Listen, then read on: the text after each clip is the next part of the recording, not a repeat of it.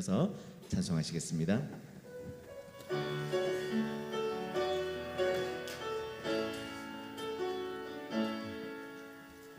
예수 우리 왕이여 이곳에 오셔서 보좌로 주여 임하사 찬양을 받아 주소서. 주님을 찬양하오니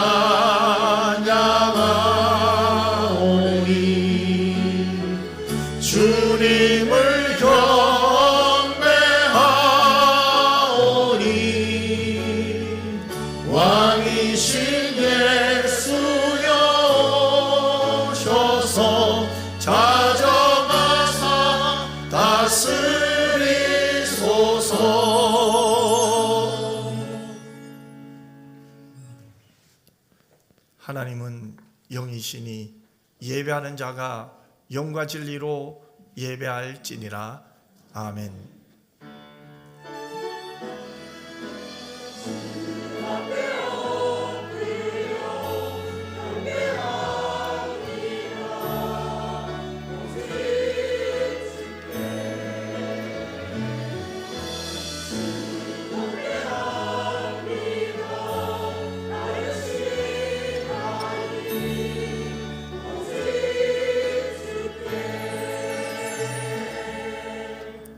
사랑 많으신 아버지 하나님, 고맙고 감사합니다. 독생자를 이 땅에 보내주시며 우리의 죄를 위하여 십자가 지시고 부활하시게 하시니 감사합니다. 모든 영광 하나님 받아 주시옵소서. 우리 주님이 부활하셨으며 나도 부활할 줄 믿습니다. 주님을 따라갈 줄 믿습니다. 이제 우리도 주님 따라 살게 하여 주시옵시고 부활의 삶을 살 수 있도록 은혜 내려 주시옵소서. 오늘 이 예배가 정말로 하나님을 마음껏 사랑하며 누리며 기뻐하며 즐거워하며 행복한 예배되게 하여 주시옵소서. 거룩하신 예수님 이름으로 기도드리옵나이다. 아멘.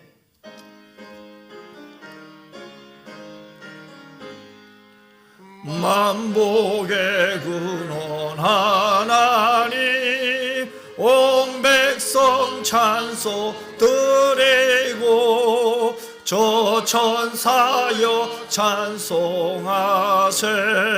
찬송 성부 성자 성령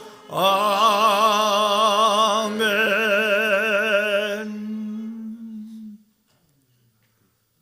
하나님께서 그를 사망의 고통에서 풀어 살리셨으니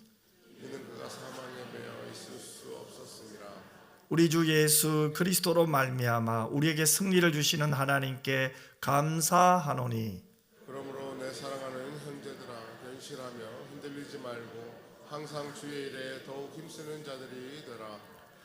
이 말을 할 때 예수께서 친히 그들 가운데 서서 이르시되 너희에게 평강이 있을지어다 하시니 그들이 놀라고 무서워하여 그 보는 것을 영으로 생각하는지라. 예수께서 이르시되 어찌하여 두려워하여 어찌하여 마음에 오심이 일어나느냐. 내 손과 발을 보고 나인 줄 알라. 또 나를 만져보라. 영은 살과 뼈가 없으되 너희 보는 바와 같이 나는 있느니라. 그러나 이제 그리스도께서 죽은 자 가운데서 다시 살아나사 잠자는 자들의 첫 열매가 되셨도다. 예수께서 이르시되 나는 부활이요 생명이니 나를 믿는 자는 죽어도 살겠고 무릇 살아서 나를 믿는 자는 영원히 죽지 아니하리니 이것을 내가 믿느냐. 이르되 주여 그러하나이다. 주는 그리스도시요 세상에 오시는 하나님의 아들이신 줄 내가 믿나이다. 아멘. 전능하사 천지를 만드신 하나님 아버지를 내가 믿사오며 그 외아들 우리 주 예수 그리스도를 믿사오니 이는 성령으로 잉태하사 동정녀 마리아에게 나시고 본디오 빌라도에게 고난을 받으사 십자가에 못 박혀 죽으시고 장사한 지 사흘 만에 죽은 자 가운데서 다시 살아나시며 하늘에 오르사 전능하신 하나님 우편에 앉아 계시다가 저리로서 산자와 죽은 자를 심판하러 오시리라. 성령을 믿사오며 거룩한 공회와 성도가 서로 교통하는 것과 죄를 사하여 주시는 것과 몸이 다시 사는 것과 영원히 사는 것을 믿사옵나이다. 아멘.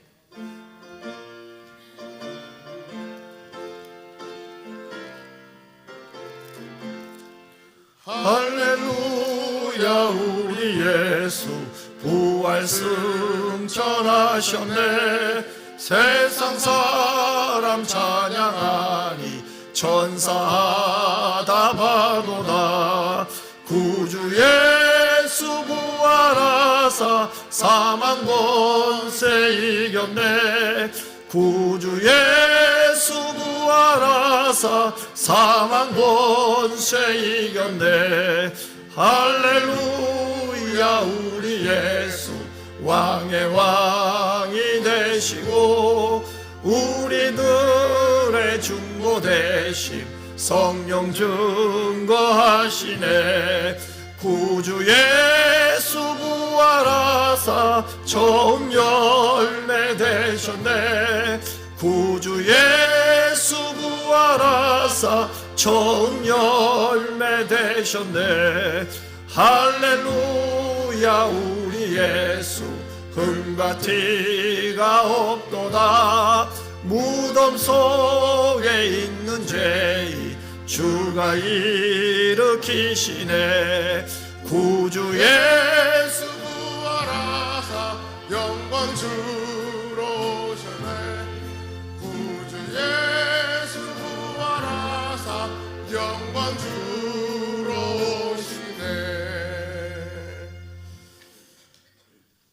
사망의 권세를 이기시고 부활하신 영광의 주님께 오늘 온 가족들이 함께 모여서 이 시간 영광의 예배를 하나님께 올려드립니다.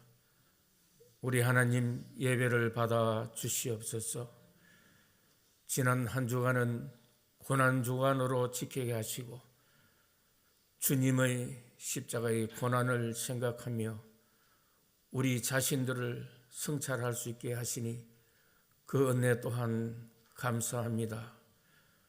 죽었던 우리들을 살리시고 영원히 함께 하시기를 원하시며 우리들의 대속물로 십자가에 희생하신 한없는 주님의 그 은혜, 사랑을 생각할 때마다 감격스럽고 감사하며 은혜롭습니다. 하나님 아버지, 우리들이 그 십자가를 잠시라도 잊지 않고 늘 기억할 수 있게 하여 주시옵소서. 회개와 순종으로 날마다 좁은 길을 추구하게 하시며 어떠한 역경 속에서도 묵묵히 주님의 발자취를 따라가는 주님의 백성으로 구원받은 자로 예수의 흔적을 지닌 자로 날마다 하나님 앞에 세상에 복되게 살아가게 하옵소서. 부활의 참 생명, 참 소망, 감사가 우리 연평의 모든 성도들에게 함께하여 주시며 이 민족들과 북한 동포들과 세계 온 열방에 하나님 함께하여 주시옵소서. 오늘도 육신이 약하여서 이 즐겁고 행복하고 영광스러운 부활절 이 주일 예배에 참석하지 못하는 주의 백성들도 있습니다. 하나님 아버지, 치유의 은사를, 회복의 은사를 주셔서 속히 함께 예배에 참석할 수 있도록 긍휼히 여겨 주시옵소서. 우리 연평의 가족들 이런저런 모양으로 흩어져 있습니다. 국내 해외 모든 가족들 어느 곳에 있든지 믿음의 자리에 있게 하여 주시고 오늘 이 부활의 영광스러움을 기억하며 항상 하나님을 따라가는 믿음의 가족들이 다 되게 하여 주시옵소서. 이제 열흘 후에는 이 나라 총선이 있습니다. 지역구마다 대표로 국회의원을 선출하게 됩니다. 하나님 아버지, 우리 유권자들에게 하나님께서 악령의 거짓에 속지 않고 진실을 볼 수 있는 마음의 명철함을 주셔서 유권자로서 참으로 진실된 국회의원을 선출할 수 있도록 은혜를 베풀어 주시옵소서. 이 시간 할렐루야 창잔대 정성으로 준비해서 하나님께 영광을 올려드립니다. 우리 아버지 하나님, 이 찬양을 받아 주시옵소서. 주의 사자 목사님 말씀 들고 이 시간도 세워주셨사오니 권능으로 함께하여 주시고 오늘 부활의 이 메시지가 저희들에게 감격스럽게 하여 주시고 이 말씀 가지고 평안을 누리며 날마다 하나님을 찬양하며 살아가는 복된 말씀 되게 하여 주시옵소서. 오늘도 이런저런 모양으로 보이지 않는 손길 하나님께서 기억하여 주시고 섬기는 손길마다 주일마다 날마다 복되게 하여 주시옵소서. 오후 예배는 대구 경산 연합 부활 찬양 예배로 드립니다. 대구 스타디움에도 하나님 함께하여 주셨어요. 하나님 큰 영광 받으시며 참석한 모든 주의 백성들에게 놀라운 은혜가 함께하여 주시옵소서. 이 모든 말씀 우리 주 예수 그리스도 이름으로 기도드리옵나이다. 아멘.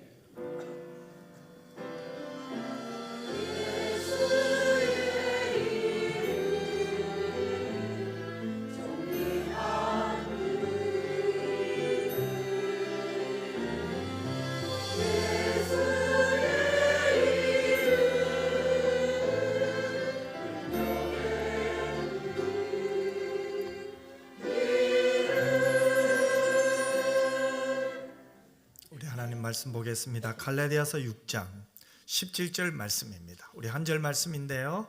우리 같이 한번 우리 한 절 말씀 같이 읽었으면 좋겠습니다. 우리 같이 읽겠습니다. 이후로는 누구든지 나를 괴롭게 하지 말라. 내가 내 몸에 예수의 흔적을 지니고 있노라. 아멘. 하나님 앞에 정성껏 드린 헌금을 봉헌하겠습니다. 또한 이 시간에는 부활절 헌금도 하나님 앞에 드리겠습니다.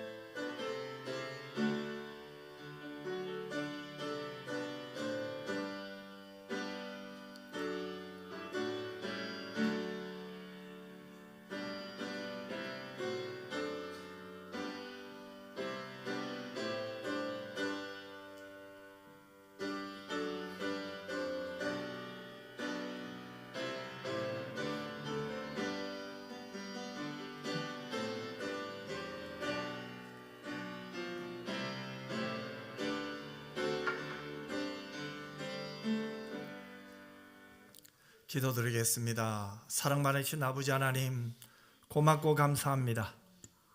하나님이 우리를 너무 사랑하시는 것도 알고 우리가 하나님의 사랑받는 자녀인 것도 압니다. 하지만 우리의 인생 가운데 힘든 것도 있고 어려운 것도 있고 고민되는 것도 있고 염려되는 것도 있지만 내 아버지 하나님이 그 모든 문제의 답이시기에 오늘 하나님께 다 맡기러 왔습니다. 하나님 안에서 참된 평안을 누리러 왔습니다.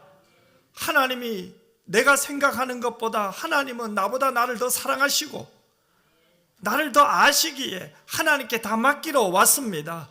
하나님 도와 주시옵소서. 하나님이 내 편임을 믿습니다. 어제도 나와 함께 하셨고 오늘도 함께 하시며 영원토록 나와 함께 하실 줄도 믿습니다.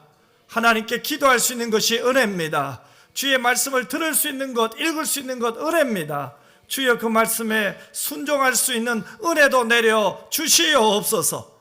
무엇보다도 하나님, 사랑하는 성도들이 오늘 진심으로 기도하며 준비하며 하나님 앞에 예물을 드렸습니다. 하나님 받아 주시옵소서. 드리고 싶으나 참 드릴 수 없는 환경에 있는 분도 계십니다. 하나님 이들의 마음을 받아 주시옵소서. 하나님 특별히 기도합니다. 몸이 연약한 우리 성도님들 하나님 지켜 주시옵소서. 하나님 마지막까지 붙들어 주시옵소서. 주님도 사랑하게 하시고 기도하게 하시고 천국을 바라보게 하시고 부활의 소망을 허락하여 주시옵소서. 아버지 하나님, 특별히 오늘 주의 말씀을 듣습니다. 하나님 은혜 주시옵소서. 은혜 주신 말씀에 순종하게 하여 주시옵소서. 모든 영광 하나님 받아 주시옵소서. 거룩하신 예수님 이름으로 기도드리옵나이다. 아멘. 할렐루야. 우리 교회 소식 알려드립니다. 다음 주일 2부 예배 후에는 재직회가 있고요. 오늘 부활주일입니다. 우리 한번 고백합시다. 예수 다시 사셨습니다. 아멘. 그래서 오늘 주일 낮 예배는 온 가족이 또 이렇게 부활절 예배로 드려요. 너무 고맙고 감사하죠. 여러분 모두에게 부활의 소망이 넘치기를 주님의 이름으로 축복합니다. 그러면 이 소망을 이제 전해야 되겠죠. 그래서 오늘 내려가시다 보면 여러분들에게 작은 선물이 있습니다. 이것은 내 것이 아니라 나눠주라는 거예요. 아멘. 섬기라는 거예요. 그래서 이 부활의 소망, 참 안타까운 것은 세상 사람들이 성탄절은 다 알아요.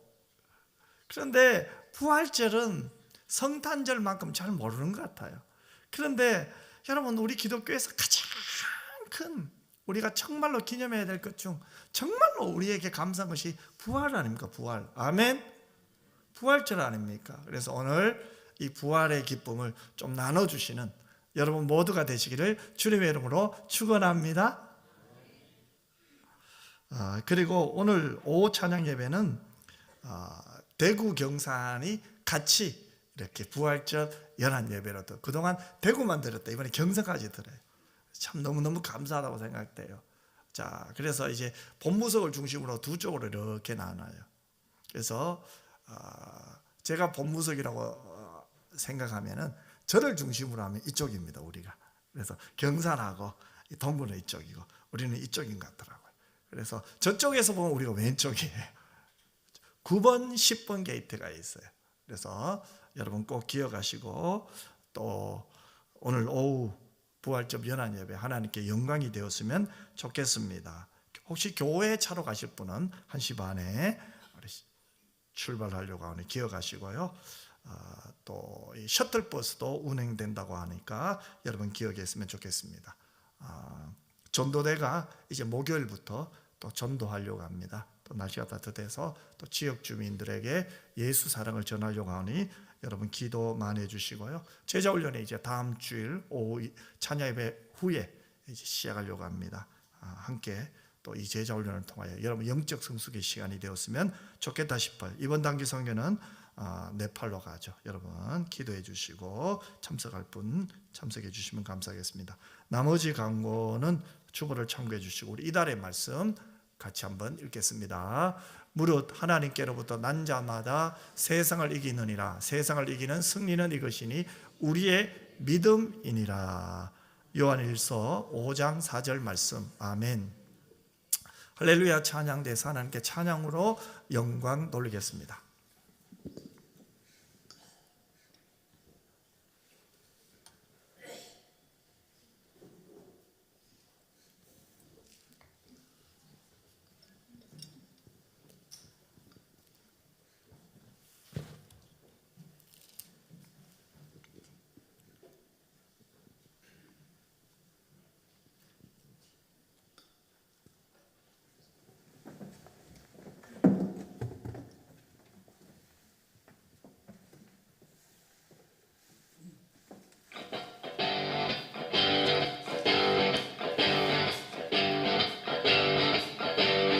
십자가의 흘린 피로써 그대는 씻기어 있는가. 더러운 죄 희게 하는 능력을 그대는 잘 의지하는가. 예수의 보혈로 그대는 씻기어 있는가. 마음속에 여러 가지 죄악이 깨끗이 씻기어 있는가. 하늘보다 버리시고 이 땅에 오셔서 우리 죄를 용서하시고 죽임당하시고 다시 부활하신 예수님을 찬양하시겠습니다. 주 예수와 밤낮으로 늘 함께 그대는 행동을 하는가. 아무 때나 어디서나 그대는 십자가 들고 있는가. 주님 예수 다시 올 때 그대는 영접할 예복이 있는가. 그대 몸은 거룩한 곳 성령국에 들어갈 준비가 됐는가. 예수의 보혈로 그대는 씻기어 있는가. 마음속에 여러 가지 죄악이 깨끗이 씻기어 있는가.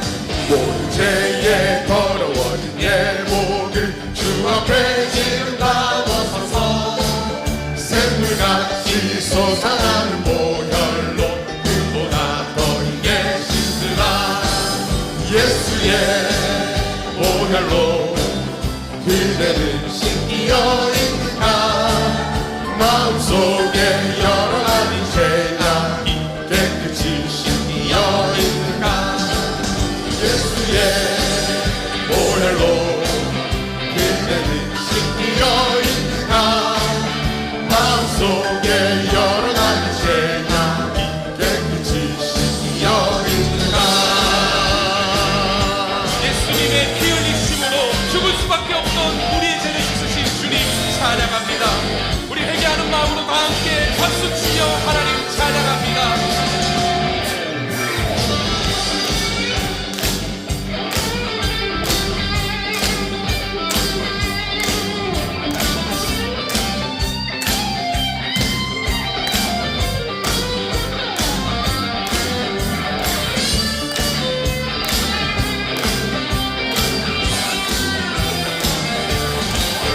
예수의 보혈로 그대는 씻기어 있는가.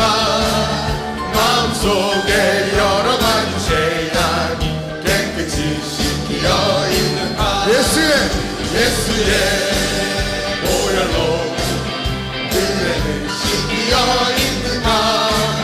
마음속에 여러 가지 죄악이 깨끗이 씻기어 있는가. 예수님이 계셔서 우리는 참 행복합니다. 그 어떤 어려움에도 모든 답은 예수님께 있습니다. 우리를 위해 죽으시고 부활하신 주님 찬양합니다.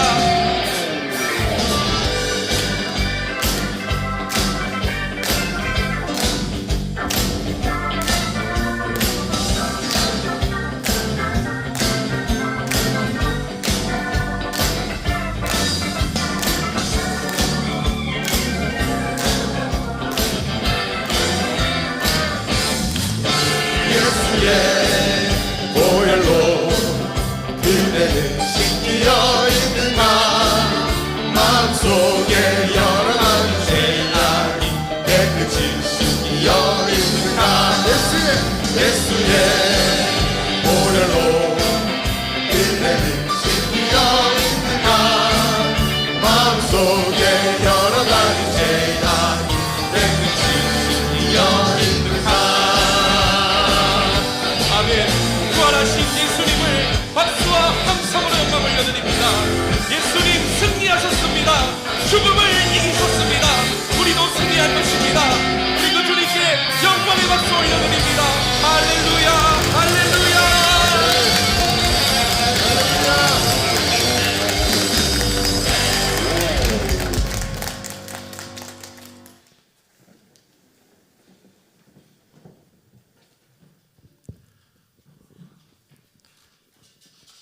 예수의 보혈로 그대는 씻기어 있는가? 여러분, 예수님의 보혈이 여러분을 씻어 주셨습니까? 아멘. 너무 감사하죠. 너무 감사해요. 참 이렇게 하나님을, 보혈의 은혜를 찬양하며, 또 우리 할렐루야 찬양뿐만 아니라 우리 청년들도 같이 하는 게 더 좋은 것 같아요. 자주 했으면 좋겠습니다. 다음에는 화면도 좀 띄었으면 좋겠어요. 우리 얼굴도 좀 나오고 했으면 좋겠다 싶어요. 우리 옆 사람이 이렇게 인사하십시다. 참 잘 나오셨습니다. 큰 은혜 받으세요. 한 번 더 고백합시다. 예수님 다시 사셨습니다. 당신도 부활합니다. 아멘. 부활의 주님을 찬양하며 우리 하나님께 영광의 박수를 돌리겠습니다. 할렐루야. 예수님은 우리 죄를 위해 십자가에서 죽으시고 사망 권세를 이기시고 부활하셨어요. 예수님은 부활하실 때 영광스러운 몸으로 부활하셨어요. 그 예수님을 가리켜 성경은 모든 믿는 자들의 첫 열매가 되셨다, 이렇게 말해요. 예수님이 우리의 첫 열매죠. 자, 그렇다면 우리 역시 예수님의 부활의 열매를 맺게 될 줄 믿습니다. 그래서 우리는 성경이 가르치는 대로 우리 몸이 예수님처럼 다시 산다는 것을 믿습니다. 여러분은 무엇을 믿습니까? 나도 예수님처럼 다시 산다는 거예요. 우리는 그것을 믿고 있는 거예요. 그래서 우리가 사도신경으로 신앙 고백할 때도 그렇잖아요. 몸이 다시 삶을 믿습니다. 그 믿음이 여러분에게 있었으면 좋겠습니다. 여러분, 이렇게 부활의 능력을 믿고 있는 사람은 있는데, 이 부활의 능력을 삶 속에서 실천하며 사는 사람들은 그렇게 많지는 않은 것 같아요. 우리 역시 부활을 믿습니다. 나도 부활할 것을 믿어요. 그렇죠? 하지만 정말 우리의 삶에 부활의 삶이 있는가? 즉 부활의 능력의 삶을 살고 있는가? 내가 정말 그 확신 속에서 정말로 부활을 믿고 거듭난 자로서 새롭고 변화된 삶을 내가 있는 그 자리에서 살고 있는가? 오늘은 여기에 대해서 한번 말씀을 전하려고 합니다. 여러분, 주님이 부활하신 것이 우리의 삶에 어떤 영향을 줍니까? 성경을 보면 주님의 부활을 믿는 자에게는 하나의 흔적이 있었어요. 그 흔적이 뭡니까? 바로 예수의 흔적이었어요. 안식 후 첫날 주일 새벽 미명에 막달라 마리아는 몇몇 다른 여인들과 함께 예수님의 무덤을 찾아왔어요. 예수님의 시신에 향유를 붓기 위해서요. 아마 그들의 마음은 매우 무거웠을 거예요. 그리고 어떻게 하면 로마 군병들을 설득하여 무덤 문을 열고 안에 들어갈까 고민도 많았을 거예요. 그 새벽 미명에 그 무덤을 찾아가는 여인들의 마음을 한번 생각해 보세요. 아마 지난 사흘 동안 벌어진 일들이 그들은 믿기지 않았을 거예요. 내가 믿고 사랑했던 그 예수님이 참혹하게 십자가에 달리셨어요. 고통당하시는 모습을 그 여인들은 본 거예요. 예수님이 고통 속에 있는 그 모습, 십자가에서 그 고통을 당하고 있는 모습은 승리자의 모습이 아니었어요. 너무나 안타까운 모습, 불쌍한 모습이었어요. 너무나 무기력한 모습이었어요. 십자가에 달리신 예수님은 마치 아무런 힘도 없는 것처럼 보였어요. 할 수 있는 것이 아무것도 없는 것처럼 보였어요. 이 모습은 겉으로 보면 완전히 실패자의 모습이에요. 이 모습을 본 예수님을 사랑하고 따랐던 그 여인들은 마치 예수님이 십자가에 죽으시자 모든 것이 끝난 것처럼 느껴졌을 거예요. 마음이 무겁고 힘들고 머리에는 아무 생각도 안 났을 거예요. 그렇게 어려운 마음을 다독이며 무덤에 도착했는데 이게 웬일입니까? 무덤에 도착해 보니 무덤 입구를 막고 있던 돌이 열린 거예요. 들어가 보니 예수님의 시신이 없네요. 예수님의 시신에 향품을 바르러 왔는데 그 예수님의 시신이 눈에 보이지 않는 거예요. 아마 이 여인들은 충격에 빠졌을 거예요. 막달라 마리아가 너무 놀라서 요한과 베드로에게 예수님의 시신이 없어졌다고 전하고 있죠. 제자들이 새벽에 가만히 있다가 그 소식을 들은 그 요한과 베드로의 마음도 한번 생각해 보세요. 그들 역시 지난 며칠간은 생각하고 싶지 않은 사건들의 연속이었을 거예요. 메시아라고 믿고 따랐던 그 예수님의 죽음, 게다가 베드로의 입장을 한번 생각해 보세요. 예수님을 3번이나 모른다고 부인한 뒤 자책에 빠져 있었어요. 그때 막달라 마리아가 찾아와서 한다는 소리가 예수님의 시신이 없어졌다는 거예요. 얼마나 놀랐겠어요. 요한과 베드로는 무덤을 향해 달려갔어요. 먼저 도착한 사람이 요한이었던 것 같아요. 그런데 요한은 무덤 안에 들어가지 않고 무덤 바깥에서 그 무덤 안을 들여다보았습니다. 요한은 예수님이 시신을 쌌던 배가 놓여 있는 것을 보았어요. 여기서 보았다 이 말은 요한이 본 것은 아무 생각 없이 그냥 본 것을 의미해요. 그냥 무덤 바깥에서 무덤 안을 아무 생각 없이 본 거죠. 요한보다 조금 늦게 도착한 베드로는 요한과는 달리 망설임 없이 무덤 안으로 들어갔어요. 요한복음 20장 6절과 7절은 베드로가 무덤 안에 들어가 본 것을 우리에게 이렇게 증언하고 있어요. 우리 같이 이 말씀을 읽어보도록 하겠습니다. 같이 읽겠습니다. 시몬 베드로는 따라와서 무덤에 들어가 보니 세마포가 놓였고 또 머리를 썼던 수건은 세마포와 함께 놓이지 않고 딴 곳에 섰던 대로 놓여 있더라. 자 보세요. 베드로가 무덤 안에 들어가서 보았잖아요. 왜 베드로는 무덤 안에 들어가서 보았을까요? 예수님이 시신이 어디로 갔는지를 알아볼 목적으로 요한보다는 좀 더 자세히 보려고 무덤 안에 들어갔던 것 같아요. 그러자 요한도 따라 들어가요. 그 다음 이어지는 8절을 보면 이렇게 말해요. 그때야 무덤에 먼저 갔던 그 다른 제자도 들어가 보고 믿더라. 그런데 상황적으로 볼 때 요한이 예수님의 부활을 믿었을까요? 그건 아닌 것 같아요.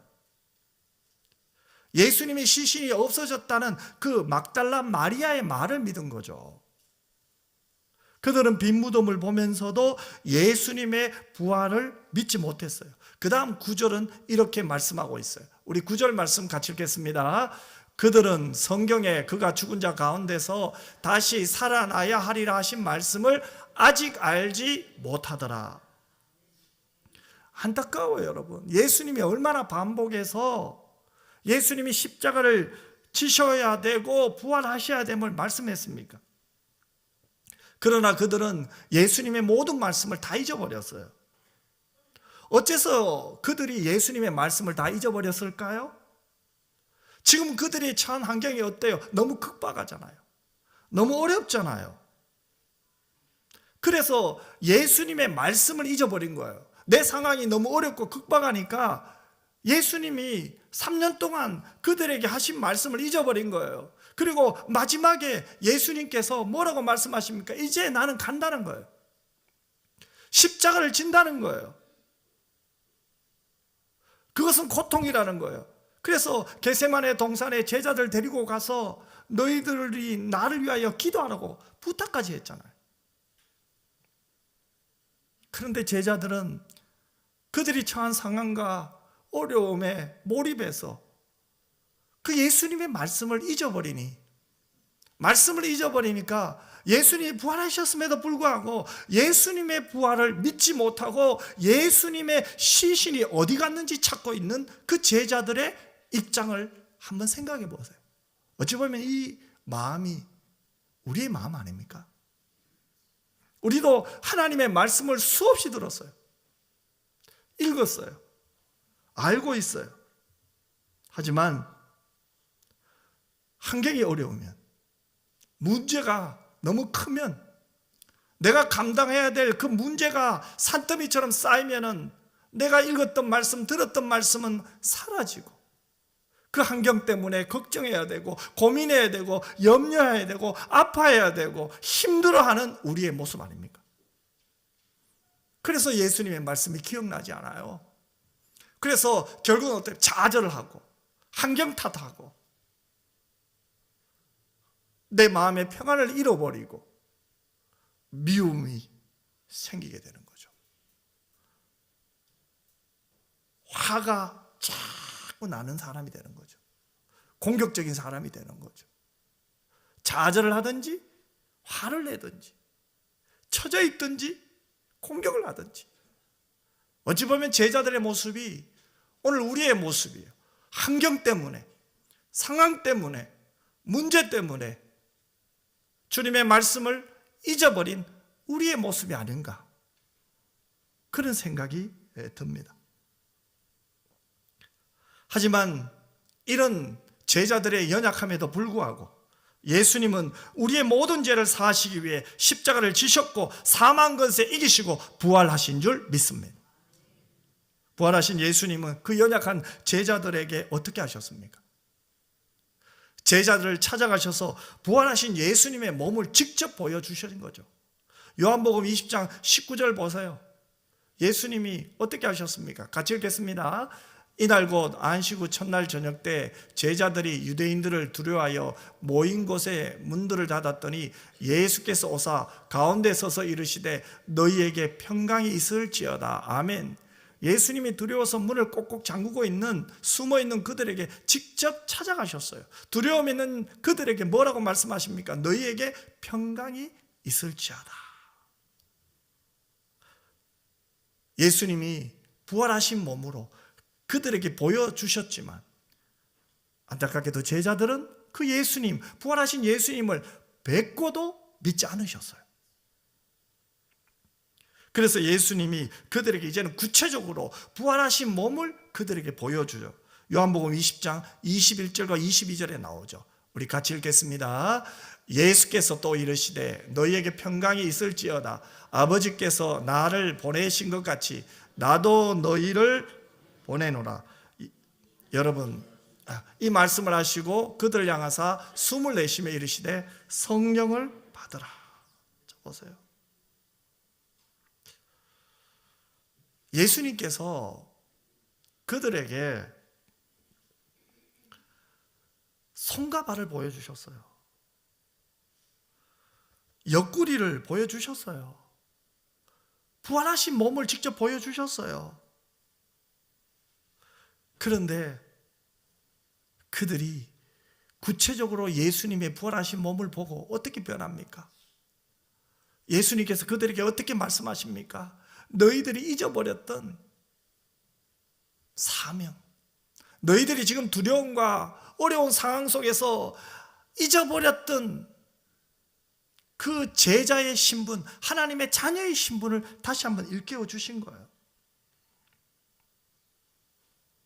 그렇게 두려워하고 문을 잠근 채 벌벌 떠던 그 제자들이 예수님을 만나고 나서 어떻게 변화되었습니까? 사도행전을 보십시오. 그들은 예수님을 위해서, 주의 복음을 위해서 증인의 삶을 펄쩍펄쩍 뛰면서 전했어요. 예수님 때문에 옥에 갇혔어요. 매를 맞았어요. 능욕을 당했어요. 그런데 그들이 어떻게 합니까? 예수님 때문에 매를 맞고 능욕을 당하는 것을 오히려 더 기뻐했다고 했어요. 부활을 믿는, 예수님의 부활을 믿는 자들의 삶은 예수의 흔적이 있어요. 매를 맞으면서도 기뻐하는 거예요. 옥에 갇히면서도 감사할 수 있는 이유는 뭡니까? 내 몸에 예수의 흔적이 있다는 거예요.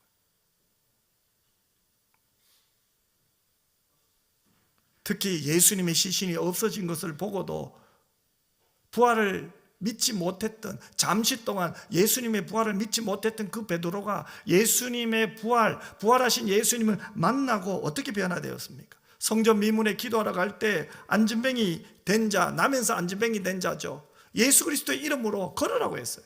너가 원하는 은도, 금도 내게 없지만 나는 예수님이 있다. 나는 예수님을 믿는다. 예수님이 내 안에 계시다. 그 예수를 믿으라. 그게 베드로의 믿음 아닙니까? 금보다 은보다 더 중요한 것은 예수 그리스도인 줄 믿으시길 바랍니다. 너희들이 못 박은 그분이 메시아였다. 너희들이 못 박아 죽인 그분은 말씀대로 십자가에서 우리의 죄를 위하여 죽으시고 사흘 만에 부활하셨다. 그 예수의 복음을 외치자 수많은 사람들이 어찌할꼬 내가 어떻게 하면 구원을 얻을까 회개하고 예수를 영접했습니다. 그 예수님을 영접한 숫자만 5,000명이나 되었다. 그뿐만 아니죠. 가이사랴 이방인 고넬료 일행에게 복음을 전하고 세례를 베풀면서 땅끝까지 이르러 내 증인이 되리라는 그 주님의 명령에 순종하는 사람이 된 거죠. 전승에 의하면 베드로는 십자가에 거꾸로 달려 죽었다고 합니다. 사람들이 베드로를 십자가에 매달려고 하자 그는 내가 사랑하는 주님처럼 어떻게 똑바로 십자가에 매달릴 수 있겠는가? 나를 거꾸로 매달아 달라고 말했어요. 그는 작은 여자아이의 질문에 의해 무너져 주님을 3번 부인해야 했던 때와는 완전히 달라진 거예요. 무엇이 그를 이렇게 변화시켰습니까? 다른 사람이 되게 하셨습니까? 베드로가 부활의 권능을 믿었기 때문에. 나도 예수님처럼 내 몸이 다시 산다는 것을 믿었기 때문에 그래요. 그 믿음이 베드로의 삶을 바꾼 거죠. 베드로만 그렇게 산 게 아니에요. 다른 제자도 부활하신 주님을 만나자 이제 그 부활의 신앙을 갖고 주를 위해 사는 사람이 되었어요. 그래서 순교자로 하나님 품으로 갔잖아요. 야고보를 보세요. 헤롯의 칼에 죽는 첫 순교자가 되었죠. 의심이 많던 도마는 저 먼 곳 나라, 이웃 나라까지 가서 복음을 전하고 교회를 세우는 사람이 된 거죠. 예수님이 사랑하는 제자들 베드로도 안드레도 하나 둘씩 순교의 제물로 갑니다. 함께 주의 말씀을 듣고 함께 주님을 따랐던 그 제자들이 순교의 제물로 하나님께 갔는데 사도 요한은 아직 살아있는 거예요. 사도 요한의 마음도 다른 제자들처럼 순교의 제물로 하나님 앞에 드려주고 싶은 마음이 왜 없겠습니까? 하나님, 저도 순교하고 싶어요.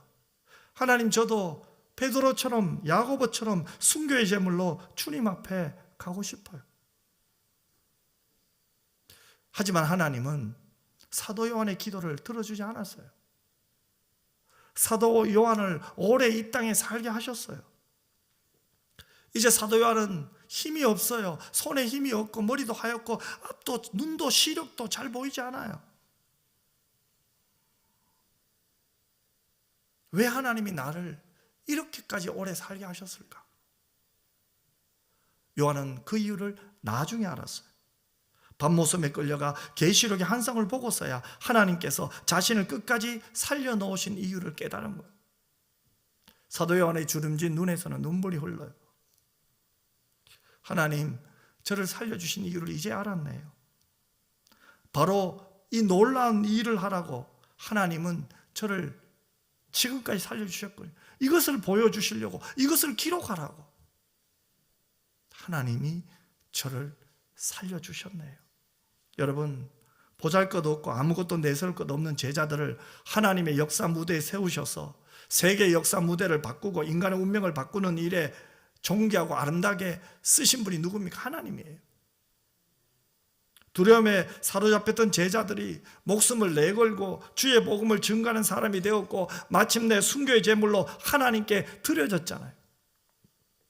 그것이 가능한 이유가 뭡니까? 그들이 예수를 믿었기 때문에, 부활하신 예수님을 믿었기 때문에, 부활 신앙이 있었기 때문에 그런 거예요. 그래서 그들에게는 예수의 흔적이 있었어요. 오늘 저와 여러분에게도 그러한 은혜가 있었으면 좋겠습니다. 우리가 부활 감사 예배를 하나님께 드리면서 우리가 첫 번째로 기억해야 될 것은 예수님이 부활하셨음을 나는 믿는다는 거예요. 그 예수님이 부활의 첫 열매가 되심을 나는 믿는다는 거예요. 그렇다면 나도 부활할 줄 믿습니다. 이 부활을 믿는 사람들의 삶에는 예수의 흔적이 있어요. 예수님의 제자 외에도 성경에 보면 여러 인물들이 나와요. 그중 대표적인 한 인물을 이야기하자면 사도 바울일 거예요. 바울은 부활하신 예수님을 만난 후에 그의 인생은 은혜의 복음을 전하는 일, 예수를 전하는 일에 그는 모든 것을 다 바쳤어요. 하지만 예수를 전하면서 그가 겪어야 된 고통은 이루 말할 수가 없었어요. 그래서 바울은 고린도후서 11장 23절에서 27절에 그가 예수의 복음을 전하다가 당하는 고통을 우리에게 이렇게 설명하고 있어요. 우리 같이 한번 읽도록 하겠습니다. 그들이 그리스도의 일꾼이냐 정신없는 말을 하거니와 나는 더욱 그러하도다. 내가 수고를 넘치도록 하고 옥에 갇히기도 더 많이 하고 매도 수없이 맞고 여러 번 죽을 뻔하였으니 유대인들에게 40에서 하나 감한 매를 5번 맞았으며 3번 태장으로 맞고 1번 돌로 맞고 3번 파선하고 일주야를 깊은 바다에서 지냈으며 여러 번 여행하면서 강의 위험과 강도의 위험과 동족의 위험과 이방인의 위험과 신의 위험과 강야의 위험과 바다의 위험과 거짓 형제 중에 위험을 당하고 또 수고하여 애쓰고 여러 번 자지 못하고 줄이며 목마르고 여러 번 굶고 춥고 헐벗었노라. 보세요 여러분, 이루 말할 수 없는 고통, 예수의 복음을 전하다가 바울은 당한 거죠. 저 같으면 이 중에 단 하나만 당해도 포기할 것 같아요. 도망갈 것 같아요. 그만큼 사도 바울이 예수의 복음을 전하면서 은혜의 복음을 전하면서 그가 겪어야 됐던 그 고통은 이루 말할 수가 없었어요. 하지만 그 고통 중에도 불구하고 바울이 왜 내가 예수의 흔적, 즉 내 몸에 예수의 흔적이 남아있는 그 삶을 사는 이유를 골로새서 1장 13절과 14절에 그는 이렇게 밝히고 있어요. 우리 같이 한번 읽겠습니다. 그가 우리를 흑암의 건세에서 건져내사 그의 사랑의 아들의 나라로 옮기셨으니 그 아들 안에서 우리가 속량 곧 제사함을 얻었도다. 여러분 보세요. 바울은 썩어서 없어질 생명뿐만 아니라 영원한 생명을 그리스도로부터 받았다고 하잖아요. 그런 바울의 몸에는 무엇이 있었겠습니까? 예수의 흔적이죠. 영원한 생명을 받았거든요. 내 몸이 부활할 줄 믿거든요. 그러니 그의 몸에는 예수의 흔적이 있는 거예요. 그것이 바로 오늘 본문 갈라디아서 6장 17절 말씀 아닙니까? 우리 같이 한번 오늘 본문 말씀을 같이 한번 읽었으면 좋겠습니다. 이후로는 누구든지 나를 괴롭게 하지 말라. 내가 내 몸에 예수의 흔적을 지니고 있노라. 아멘. 내 몸에 무엇이 있습니까? 예수의 흔적이 있대요. 이 예수의 흔적이 뭘까요? 학자들이 연구를 굉장히 많이 했어요. 한 2가지로 요약할 수가 있어요. 첫 번째는 사도 바울이 당한 예수의 흔적인데 이것은 바로 사도 바울이 예수님을 위해 받은 고난의 상처예요. 우리가 조금 전에 본 고린도후서 11장 23절에서 27절까지 말씀에 보면 사도 바울이 3번 태장에 맞았다고 했어요. 유대인에게 39대의 매를 5번 맞았다고, 돌로도 맞았대요. 그 몸에 상처가 얼마나 많았겠습니까? 그러나 그와 동시에 이 흔적이라는 단어는 그 당시 종의 몸에 찍는 이 마크를 뜻해요. 그러니까 어떤 종이 주인에게 팔려면 어때요? 그 주인은 그 종의 어깨에다가 도장을 찍어요.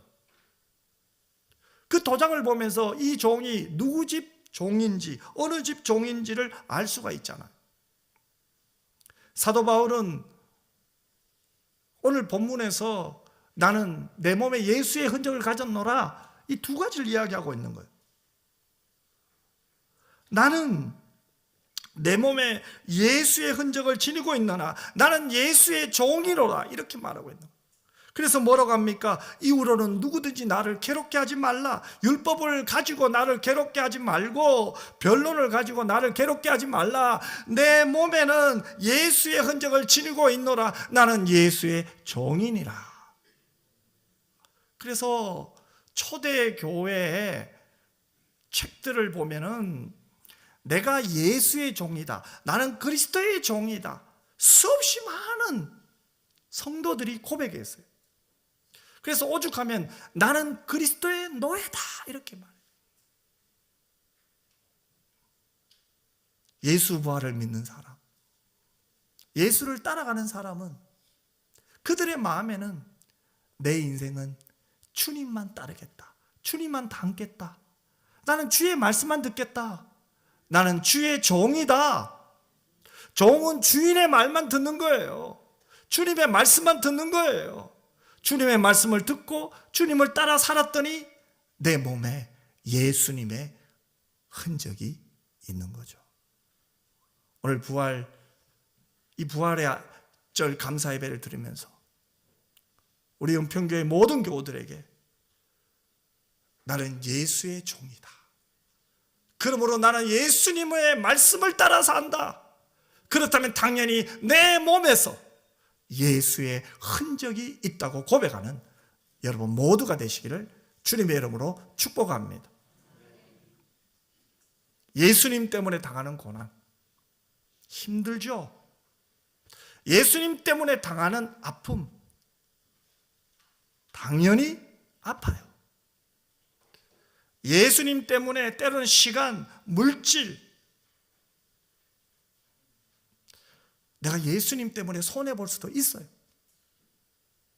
예수님 때문에 참아야 될 것도 있고, 예수님 때문에 인내해야 될 것도 있고, 예수님 때문에 내가 하고 싶은 것도 내가 내려놓아야 될 것도 있단 말이에요. 예수님 때문에. 그런데 그 인생이 주님 앞에 섰을 때는 가장 칭찬받는 인생이에요. 주를 위해 산 사람이 주님 앞에 섰을 때 가장 큰 칭찬이 여러분들에게 있다는 것을 믿었으면 좋겠습니다. 철로역정에 보면 진충이라는 사람이 나와요. 이 철로역정은 성경 다음에 전 세계 그리스도인들이 가장 많이 읽은 책이죠. 왜 이름을 진충이라고 했는가? 진실하고 충성스럽다고 해서 진충이래요. 그런데 이 진충이 천국 도성에 막 들어가려고 하는데 한 신자가 그를 붙잡고는 이렇게 말해요. 당신이 여태까지 수많은 고난을 당했는데 하나님 앞에 가면 무엇을 선물로 바칠 것입니까? 그 질문을 받고 진충은 이렇게 대답합니다. 나는 내 상처와 흔적을 주님을 사랑하는 증거로서 상급을 주실 그분 앞에 가져가겠습니다. 내 상처와 흔적이 누구 때문에요? 주님을 사랑한 증거라는 거예요. 그것이 상급이라는 거예요. 이것이 진충만의 고백이겠습니까? 사도 바울의 고백 아닙니까? 오늘 저와 여러분의 고백이 되었으면 좋겠습니다. 북한에 오랜 기간 억류되어 있었던 케네스 배 선교사님이 몸무게가 자꾸 줄어요. 당연하죠. 27kg이 줄고 생사를 오가는 위협 속에 있었어요. 하나님께 구출을 해달라고, 제발 나 좀 살려달라고, 본국으로 나 좀 돌려보내달라고 수없이 기도했건만 하나님의 응답은 없는 거예요. 밤마다 특수부대가 와서 이제 집에 가자, 빨리 집에 가자, 이 꿈만 꾸는 거예요. 눈 떠보면은 현실은 뭐예요? 북한에 억류되어 있는 거예요. 하나님이 원망스러웠어요. 그러던 어느 날 하나님 앞에 기도하면서 자신의 신분을 다시 깨닫습니다. 나는 선교사인데 하나님이 나를 이 북한 땅에 보냈는데 나 지금 뭐하고 있지? 다시 한번 그 사명의식이 살아난 거죠. 내가 북한에 보내달라고 하나님께 기도했는데 지금 내가 있는 자리가 북한인데, 감옥 아니지만 그래도 북한인데, 그렇다면 여기는 내가 하나님의 사람다움을 이들에게 증거할 수 있는 기회가 아닌가. 깨달음의 은혜가 온 거예요. 그때부터 삶이 달라지기 시작했어요. 나중에 그를 감시하던 사람들이 물었어요. 배 선생이 믿는 그 예수는 조선에 있어, 중국에 있어? 그리고 그가 마침내 석방되던 날에 그들이 이렇게 말했대요. 배 선생은 좀 더 오래 우리와 함께 머물렀으면 좋을 텐데 참 섭섭하오. 그러면서 또 한마디 했대요. 우리는 기분 나쁘오. 진정 행복한 사람은 우리고 당신은 불행해야 되는데 어떻게 우리보다 당신이 더 행복할 수 있어? 당신은 갇혔고 우리는 갇혀있는 당신을 지키는 사람인데 내가 당신보다 더 행복해야 되는데 어때서 당신이 나보다 더 행복하오? 이 말은 뭡니까? 선교사님을 지키고 있던 사람들의 마음에 예수의 사랑이 심겨지기 시작했다는 거 아닙니까? 선교사님의 마음에 있는 예수님이 선교사님의 말을 통해서 나타나고 얼굴 표정을 통해서 나타나고 삶을 통해서 나타났기에 예수 그리스도의 흔적이 그들의 눈에 보였던 거예요. 예수의 사랑이 감옥 안에 있는, 갇혀있는 이 선교사님을 통해서 나타났던 거죠. 이것이 바로 부활의 능력을 경험한 성도, 주님의 부활을 믿는 자에게 나타난 삶, 그들에게 있는 예수의 흔적 아닙니까? 여러분, 우리는 누굽니까? 부활하신 예수님을 믿는 사람이에요. 부활의 소망을 갖고 사는 사람이에요. 그래서 오늘 우리는 이 부활절에 하나님 앞에 영광을 돌리며 온 가족들이 함께 모여 하나님을 찬양하며 하나님 앞에 영광 돌리고 있잖아요. 자, 그러면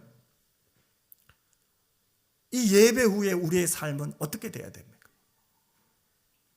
그냥 내게 다가오는 문제들을 해결하고 또 내가 하고 싶은 그 일만 하다가 인생을 끝내야 되겠습니까? 나에게 새 생명과 소망을 주신 부활의 주님을 증거하는 삶을 살겠습니까? 저는 여러분들에게 부탁합니다. 여러분이 있는 그곳에서 예수의 사랑을 전하는 여러분 모두가 되시기를 바랍니다. 그 사랑을 전하다가 잠시 당하는 불편, 그 불편은 예수의 흔적입니다. 그 사랑 전하다가 잠시 당하는 고통, 그 고통은 예수의 흔적입니다. 어디에서요? 여러분이 있는 곳에서요. 이제 우리 은평교회는 또 우리 교회 성도님들은 그 예수님의 사랑을 전하다 당하는 그런 불편, 그 고통들이 이제는 우리의 입장에서는 예수의 흔적이에요. 하나님 앞에서는 상급이 됨을 믿고 부활을 믿는 우리가 우리의 삶에 우리가 있는 곳에서 예수의 사랑을 전하는 예수의 삶을 보여주시는 여러분 모두가 되시기를 주님의 이름으로 축원합니다. 기도하겠습니다. 참 좋으신 아버지 하나님, 우리는 예수의 부활을 믿습니다. 나도 부활할 줄 믿습니다. 하나님, 그 은혜가 이미 우리에게 있고 그 사랑이 우리에게 있는데 내 눈앞에 있는 어려운 현실만 보고 내 환경만 보고 좌절하지 말게 하시고 때로는 잠시는 좌절해도 다시 한번 일어나게 하시고 예수님을 붙들고 일어나 빛을 비추는 저희 모두가 되게 하여 주시옵소서. 우리가 있는 그 자리에서 부활의 예수를 전하며 그 사랑을 나타내며 잠시 당하는 고통이 장차받을 영광과 비교할 수 없음을 확실히 믿고 우리 몸에 있는 예수의 흔적에 감사할 수 있는 우리 모든 교우들 되게 하여 주시옵소서. 거룩하신 예수님 이름으로 기도드리옵나이다. 아멘.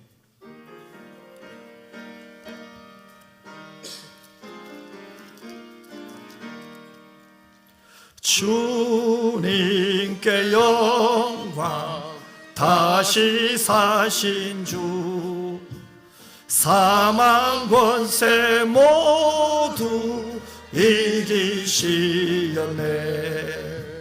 흰 옷 입은 천사 돌을 옮겼고, 누우셨던 곳은 비어 있었네. 주님께 영광, 다시 사신 주, 사망 권세 모두 이기시었네. 부활의 주님 나타나시사 두려움과 의심 물리치셨네. 주의 교회 기뻐 찬송하여라. 다시 사신 주님 죽음 이겼네. 주님께 영광, 다시 사신 주, 사망 권세 모두 이기시었네. 생명의 임금 영광의 주님, 주님 없는 삶은 헛될 뿐이라. 주의 사랑으로 세상 이기고 요단 건너 보냐 가게 하소서. 주님께 영광, 다시 사신 주, 사망 권세 모두 이기시었네. 할렐루야. 축도하겠습니다.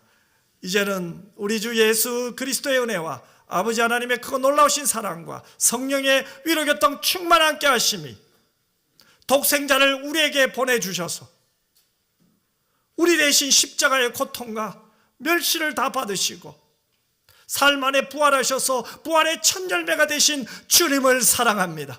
그 주의 은혜 안에서 그 주님의 사랑을 내가 있는 곳에 전하며 내 몸에 예수의 흔적이 드러나기를 소원하며 이제 하나님 앞에 예배를 드리고 이 예배를 드리고 난 후에 우리의 삶에 예수의 흔적이 나타나는 참다운 삶의 예배를 드리기를 소원하는 우리 은평교회와 모든 교우들 위해 이제로부터 영원토록 항상 함께 있을지어다.